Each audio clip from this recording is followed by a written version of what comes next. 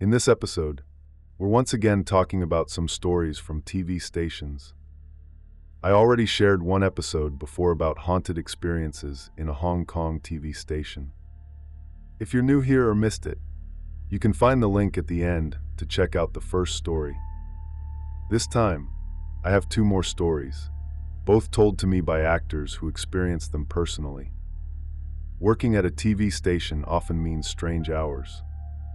Sometimes, you have to start working as early as 5 a.m., and other times you may not finish until 3 or 4 a.m. the next day. And yes, this can all happen in the same day. You might finish at 3 a.m., then have to be back at work 3 hours later. This happens to both the crew and the cast. But for actors, it's even tougher because they rely on their looks, and tiredness shows. That's why the company has set up different types of resting rooms in the studio, to let actors and staff get some sleep in between shoots. The first story today happened in one of those resting rooms. There was a male actor who had a long filming day. He started shooting at 6 a.m. and had to keep going until midnight. But in the middle of the day, he had a 1-hour break, starting at 8 p.m. So he went to a nearby resting room to try and get some quick sleep. The room wasn't big, only around 150 square feet. There were 2 3-seat sofas and a coffee table. There were no windows, and usually the lights were turned off if no one was using it. The room had a thick, heavy door that blocked out outside noise, so people could rest quietly. But the one bad thing was, the door always made a sound when opening or closing. You couldn't open it without making noise. That night, the actor lay down and closed his eyes. He hadn't fallen asleep yet when he heard 2 adult male voices talking near him. "He's here again. Should we wake him up?" "Yeah, let's do it together." He wasn't dreaming, he was still awake, and heard the voices clearly. He opened his eyes immediately, but saw no one else in the room. What's more, he didn't hear the sound of the door opening or closing. Remember, that door always makes a noise if someone comes in or leaves. The actor got goosebumps. He got up right away and left the room, going back to where more people were. He didn't tell anyone right away. Not until 6 months later, when he was having dinner with some other actors. During the meal, one of the actresses asked, "Have any of you ever heard weird things while sleeping in the resting rooms at the company?" The male actor froze, because he had never told anyone about what happened. Then the actress shared her story. She said that during a filming break, she also went into that same resting room for a nap. She was a bit scared of the dark, so she didn't turn off all the lights. Instead, she put a towel over her face to block the light and try to sleep. Just as she was closing her eyes, she heard 2 male voices talking. "Is that a man or a woman?" "It's a woman." "No, looks like a man. Just take the towel off and check." She thought someone was playing a prank on her. She immediately pulled the towel off her face to see who it was, but the room was empty. No one was there. The room was small, so even if someone had said something and quickly ran out, she would have seen them. But she saw no one. After that, she never took a nap in any resting room again. If she needed a break, she made sure to stay in places with more people around. A senior actor who had been sitting quietly in the corner finally spoke up. He slowly put down his cup of tea and calmly said, "It happened to me too. Not recently, many years ago, but I still remember it like it was yesterday." That day, he had an early shoot scheduled for the next morning. So after wrapping up a night shoot, he went to one of the company's rest rooms to catch a nap. He said the whole room was empty. He sat down and must have fallen asleep for a while, when suddenly, 2 kids came in and woke him up. He remembered it very clearly. 2 boys, probably around 8 to 10 years old.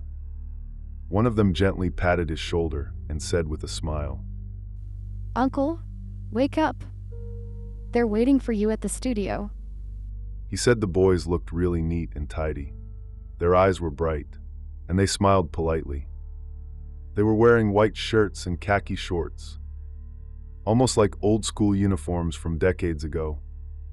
He didn't think much of it at the time. He assumed the company had arranged child actors for the next scene, and that they were just sent to wake him up. So he got up right away, even thanked them. "Oh, thanks, boys." Then he headed straight to the studio. When he arrived, he asked one of the crew members, "Hey, did you guys send 2 kids to wake me just now? Are we filming with child actors this late?" The crew member looked confused and replied, "What kids? We didn't send anyone. This studio is the only one filming tonight, and there are no child actors scheduled at all. Where did you see kids?" He froze for a moment. His first instinct was to glance behind him. The hallway was empty. Just a few dim lights overhead and the echo of his own footsteps. His chest tightened. Something didn't feel right. He turned around and walked quickly back toward the restroom, thinking maybe the kids were still nearby. But the entire floor was deserted. The room was locked, the table untouched, the couch perfectly smooth, like no one had ever been there. That's when it hit him. Those 2 kids shouldn't have been there at all. He took a sip of tea and continued. "When I was younger, one of my seniors told me something. Back when this headquarters was first built, the company actually brought in a Feng shui master to design the place. They said our line of work, acting, filming, storytelling, naturally draws spiritual energy. It's not necessarily a bad thing. If handled properly, it can even help attract attention and boost the success of a show. So the Feng Shui master advised the company to build a few special rooms inside the complex. Small, quiet, tucked away, no direct sunlight. They were designed in very specific directions to allow energy to gather and settle, kind of like creating a vessel of energy to help the whole place thrive. Some of those rooms were placed at the end of corridors, near stairwells, or inside ventilation shafts, built to let them stay comfortably, so they wouldn't wander around or disturb people. Think about it, those so-called rest rooms. Small, cold, dark, no windows, no beds, just a few couches that don't even feel good to sleep on. You think they're made for people to rest in, but maybe they were never meant for people at all. They help the company hold on to things, energy, momentum, so the shows keep going and the stories keep being told. So now, whenever someone says they're going to nap in that room, all I can say is, good luck, because I know what's been heard in there, and I know it's not just one person who heard it. I'm going to share another story, something that happened to me personally, and it also took place inside a TV studio. Back then, I was working as a production assistant for a supernatural-themed TV show. The program wasn't live, it was pre-recorded. Every week, we spent around 8 hours filming 5 episodes. On that day, even before recording started, someone was already going in and out of the studio, arranging lighting, setting up the scene, checking security and equipment. That person was Wagor. Wagor was a senior crew member who managed the daily operations of several studios. He had worked at the TV station for over 10 years, and both seniors and juniors respected him a lot. It wasn't just because of his experience, but also because he was incredibly detail-minded. Sometimes, when a shoot was very chaotic, as long as Wagor was there, the whole team would feel more at ease. I still remember once during a live show, I made a mistake that almost caused the program to go off air. That time really scared me, but Wagor, almost like he knew it would happen, quietly fixed the settings before the mistake happened. In the end, the show went out smoothly, and no one ever found out there had been an issue. So every time we had a production, as long as Wagor was around, I felt calm. But on that day, Wagor had already been promoted to manager, so he wasn't staying in the studio full-time anymore. He just came to check the venue before the recording to make sure everything was ready. And then he left. That day, we invited a guest to film 2 episodes. He was going to talk about some major disasters that had happened in Hong Kong, mixed with a few supernatural stories he had experienced himself.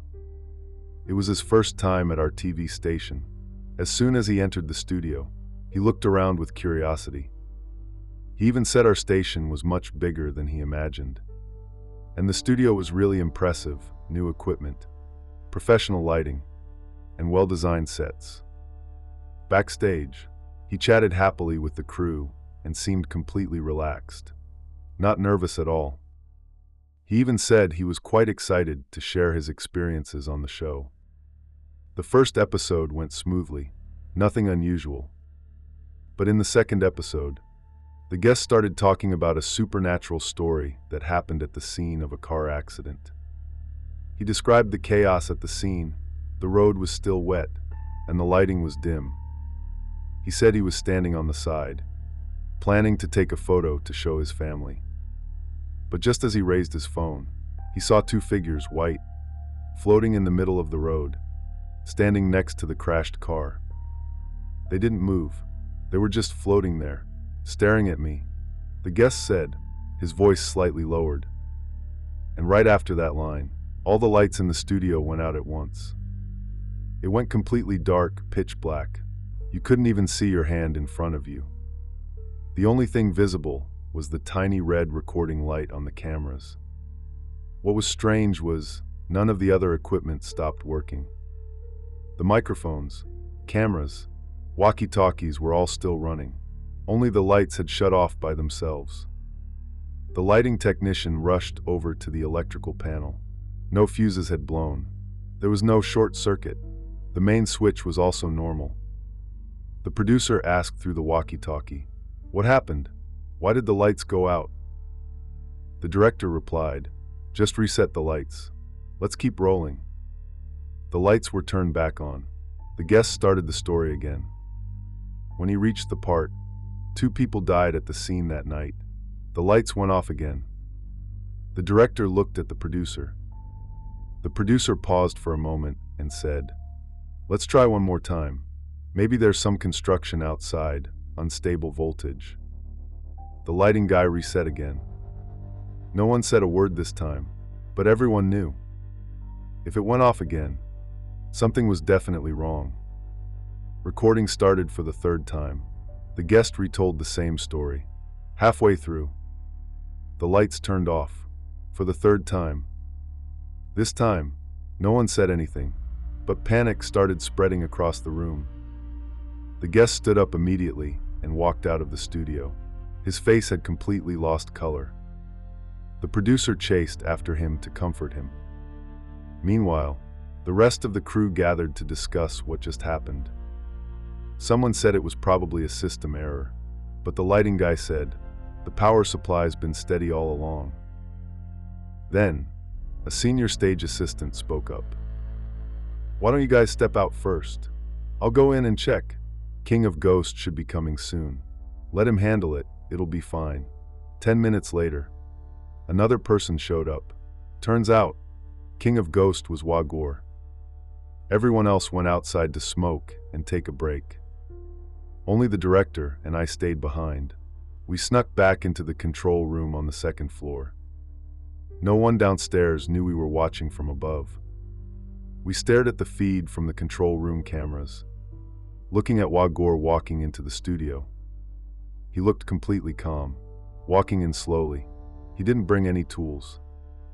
He stepped into the center of the studio, stopped, looked around, then tilted his head up toward the ceiling lights.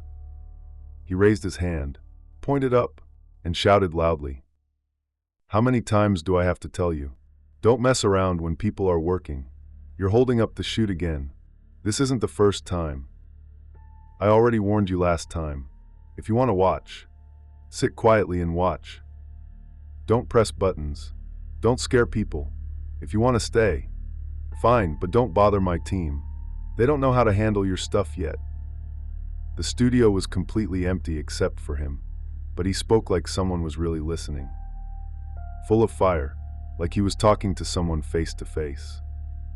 Through the camera feed, the whole thing looked eerie. There was nothing visible in the room, but the pressure, the air, it all felt heavier. He scolded them for 3 full minutes. Non-stop, he pointed to different spots, like he was calling out specific directions or figures. Then, he calmly walked out, face not red, breath not short. The two of us quickly backed out of the control room, pretending like we'd never gone in. He came out and told the producer, "All good now. We can continue. Probably just a voltage issue, nothing serious." The producer went to comfort the guest.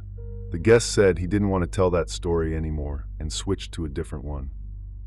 The rest of the shoot went on without a hitch. No more problems at all. Was it because he didn't tell the same story again? Or was it because Wagor scolded them? No one knows. After that incident, I asked a senior colleague privately, how come Wagor could solve the whole thing just by yelling? He didn't answer right away, just sipped his tea, then said, "You think he solved it just by yelling? He's handled way worse before." He told me around 10 years ago, there was a ghost-themed period drama being filmed at the studio. The set included a full-size paper shrine and paper figurines, complete with incense. On the day of shooting, a lighting technician suddenly passed out and had to be sent to the hospital. One actor ran out crying, saying they saw a person in white behind the camera. The whole crew was too scared to go back in. It was Wagor who stepped in. He closed the doors behind him and stayed alone inside the studio for half an hour. No one knows what he did in there, but when he came out, he only said one thing: "We can start shooting." And nothing else happened after that. Since then, everyone started calling him by his nickname behind his back, Ghost King. No one actually calls him that to his face. But whenever something strange happens in a studio, the first question is always, "Is Ghost King here? Can we get him to come take a look?" He usually keeps a low profile, doesn't talk much. But rumor has it, when he was younger, he studied under a Taoist master, knows Feng Shui, how to draw talismans, and sometimes helps bless a set before filming begins. Some people say he's trustworthy. Others say he already has one foot in the other world. But no matter what you believe, every time he gets involved, the problem always goes away. Studios, film sets, even TV stations, they've all had their share of ghost stories over the years. Some people say spirits are like us. They love watching shows and hearing stories. It's a kind of entertainment for them too. Others say these places are dark, cold, quiet, perfect for spirits to gather. After that incident, I stopped blaming technical errors for anything strange. Because sometimes, you really don't know. If someone's sitting quietly nearby, listening the whole time,